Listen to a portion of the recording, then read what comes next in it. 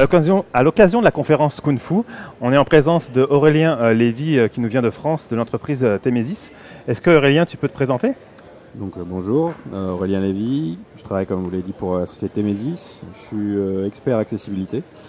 Donc j'interviens essentiellement sur de la formation, de l'assistance et du conseil auprès d'entreprises ou auprès d'administrations pour les aider à rendre leur site accessible ou leurs applications web accessibles. Est-ce que tu peux nous en dire un peu plus sur l'entreprise Temesis? Donc Temesis, c'est une entreprise qui date de 2000. On est à l'heure actuelle 8 personnes. On est spécialisé initialement sur la qualité web globale, c'est-à-dire est-ce que mon site est fait correctement au niveau de l'ergonomie, du marketing, des newsletters, du référencement, de la technique, de l'accessibilité, etc. Et moi, je suis arrivé à Temesis il y a 2 ans, spécialement sur la partie accessibilité. Et pour effectivement essayer de développer un peu cette partie-là au sein de Temesis. Peut-être qu'il y a déjà des gens qui ont déjà regardé sur Internet, mais il y a un service qui s'appelle Upquest. Upquest, c'est un service que vous avez offert il y a déjà quelques années maintenant. Oui, c'est 2 choses. C'est d'un côté une liste de critères qui est en Creative Commons, que tout le monde peut utiliser, qui permet de vérifier que le site qu'on fait est un site de qualité, justement. Et puis de l'autre côté, on a un service en ligne qui s'appelle Upquest Reporting, qui vous permet de tester et d'avoir des chiffres, d'avoir des statistiques sur effectivement l'accessibilité ou la qualité d'un parc de sites. Puisque la problématique maintenant, on est dans une problématique de production de sites qui est industrielle. Les sociétés ou les entreprises ou les ministères n'ont pas un site, ils ont 10, 20, 30, 40 sites. Et l'idée, c'est comment on va rendre accessible ou rendre de qualité l'ensemble des sites et pas juste un site. Est-ce que tu as des chiffres à nous donner? Est-ce que c'est populaire? Est-ce qu'il y a beaucoup de gens qui s'inscrivent et qui l'utilisent?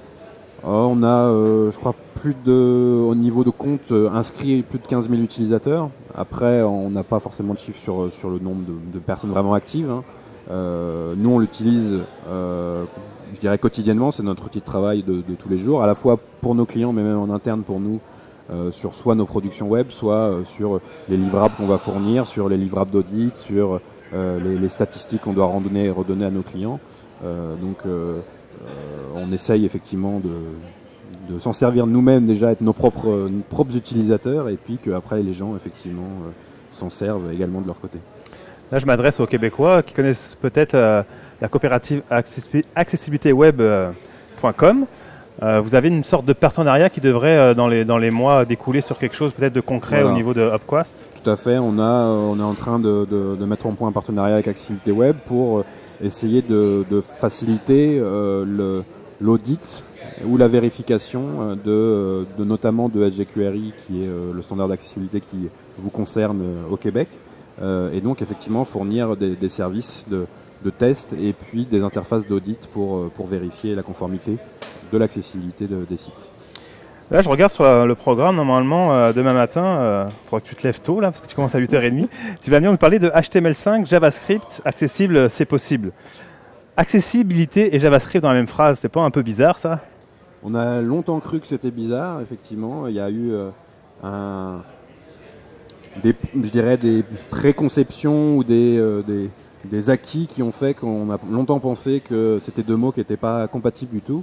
Et l'évolution des technologies d'assistance, des aides techniques, des logiciels et de l'autre côté des langages de programmation, HTML, JavaScript, fait qu'à l'heure actuelle, c'est plus du tout des mots qui sont à opposer, et qui au contraire sont des mots qu'il faut rapprocher et essayer de produire des nouvelles choses plus accessibles grâce à HTML5 ou grâce à JavaScript, et essayer de produire des choses innovantes qui ne laissent pas de côté certains utilisateurs.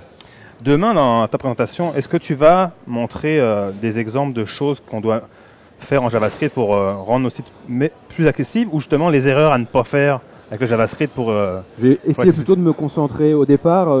Quand j'ai conçu la conférence, j'étais parti dans une optique plutôt de dire voilà les choses qu'on ne peut pas faire. Mais c'est vrai que finalement, j'ai plutôt pris l'effet inverse, essayer de montrer les choses qu'on pouvait faire, parce que ça a plutôt tendance à susciter l'enthousiasme plutôt qu'aller dans l'effet négatif. Effectivement, comme beaucoup de ces technos-là sont aussi des technos nouvelles, il y a toujours des problèmes, il y a toujours des choses qui ne marchent pas, mais il y a aussi d'ores et déjà des choses qui marchent, il y a d'ores et déjà des choses qui sont possibles. Donc il faut prendre exemple sur les choses qui existent et sur les choses qui sont possibles pour s'en inspirer et essayer de les réutiliser de façon de façon correcte. Est-ce que tu as un exemple à nous donner, par exemple, sur la vidéo? Tu me disais qu'il y a Sur les des vidéos, choses... par exemple, effectivement, on a dans le HTML5, on a une balise vidéo qui, à l'heure actuelle, à la base, n'est pas très accessible dans les navigateurs, dans l'implémentation qu'il y a eu dans les navigateurs. Mais par contre, on a tout un tas de librairies JavaScript qui existent et de surcouches qui viennent se mettre sur cette balise vidéo, qui sont générées en JavaScript et qui permettent de contrôler la vidéo au clavier, d'ajouter des sous-titres, de pouvoir changer la langue des sous-titres, changer la piste audio si on a besoin, et comme ça pouvoir produire effectivement une vidéo qui sera plus accessible à travers de HTML5 et à travers d'une surcouche JavaScript qui va rendre la balise HTML5 plus accessible. La question piège, si on n'a plus de JavaScript, est-ce que ça veut dire que la vidéo, on n'a plus les sous-titres? C'est pas réellement un problème dans le sens où à l'heure actuelle, de toute façon... le pourcentage de gens qui n'ont pas JavaScript, voilà, c'est quand même assez faible. À l'heure actuelle, on a la dernière étude. En tout cas, si on parle de l'accessibilité, il y a 98% des gens qui ont un lecteur d'écran qui ont le support de JavaScript activé. Les gens qui ont JavaScript désactivé, c'est pas forcément des personnes qui n'ont pas JavaScript. C'est pas des personnes qui sont handicapées, forcément. Ça peut être effectivement, moi ça m'arrive de désactiver JavaScript pour des raisons de sécurité ou autre, ou parce que j'ai un terminal qui ne le supporte pas tout simplement. En réalité, c'est plus un problème d'interopérabilité. Ça veut pas dire qu'il faut ne pas le prendre en compte, mais c'est pas une problématique d'accessibilité à proprement parler. Là, je vois qu'il y a aussi HTML5 dans le titre. Qu'est-ce que tu vas nous dire sur HTML5? HTML5, comme pour l'exemple de la vidéo, je vais montrer en quoi il y a des nouvelles balises qui vont vous permettre de rendre plus sémantique le contenu, d'améliorer des fonctionnalités, de rendre l'interface plus utilisable. Par exemple, sur les formulaires, on a tout un tas de nouveaux attributs qui vont nous permettre d'avoir des champs de saisie un peu personnalisés, ce qui va faciliter la saisie des formulaires et l'éventuel retour d'erreur qu'on pourrait restituer à l'utilisateur. Est-ce que chez Temesis, vous commencez à faire de l'HTML5?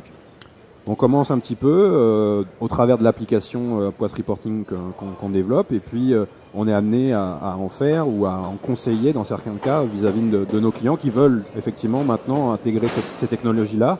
Et on peut pas leur dire non, désolé, vous ne pouvez pas utiliser ça, non, vous ne pouvez pas utiliser HTML5, non, vous ne pouvez pas utiliser JavaScript. C'est pas un discours qu'on peut tenir à des gens en ce moment dans le contexte technologique qu'on est. Écoute, merci Sébastien. Est-ce que tu peux nous donner l'adresse de Temesis et Upquast? Donc Temesis, le site c'est www.temesis.com tout simplement. Et puis Upquast c'est reporting.upquast.com. Merci Sébastien. Merci.